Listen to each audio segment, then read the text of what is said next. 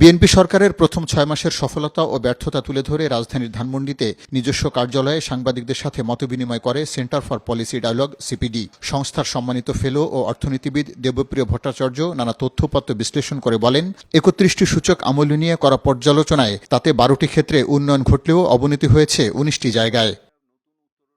দেবপ্রিয় ভট্টাচার্য জানান, নতুন সরকারের কাছে অর্থনৈতিক উন্নয়ন ও সুশাসনের বিষয়ে উন্নয়নের জন্য বড় আকাঙ্ক্ষা থাকলেও তেমন কোনো উন্নয়ন ঘটেনি। মব কালচার কিংবা সংখ্যালঘু সম্প্রদায়ের উপর হামলার ঘটনা রোধে ব্যর্থ হয়েছে সরকার। সরকারের পক্ষ থেকে বারবার বলা হয়েছে জিরো টলারেন্স যে আইন প্রয়োগের ক্ষেত্রে, এবং এটা দেখা হবে, কিন্তু তারপরেও আমরা দেখেছি মব সহিংসতা অব্যাহত থেকেছে। ধর্মীয় এবং আপনার জাতিসত্তার যে বিভিন্ন সংখ্যালঘু সম্প্রদায় আছে তাদের উপর আক্রমণ হয়েছে, এবং এই আক্রমণগুলো সরকারের পক্ষ থেকে খুব কার্যকরভাবে আমরা কোনো প্রতিরোধ বা পদক্ষেপ আমরা সেভাবে দেখিনি।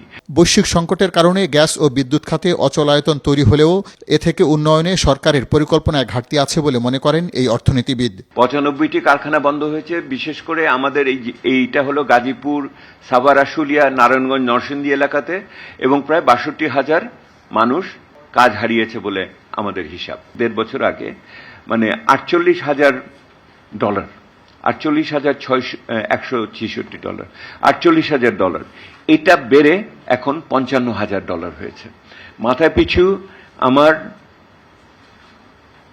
বিদেশি দায় প্রায় $৭,০০০ বেড়ে গেছে। সরকার ব্যর্থ হলে আগামী দিনে রাষ্ট্রের জন্য আরও খারাপ পরিস্থিতি তৈরি হবে বলে সতর্ক করেন সিপিডির গবেষকরা। পার্থ রহমান, বৈশাখী সংবাদ, ঢাকা।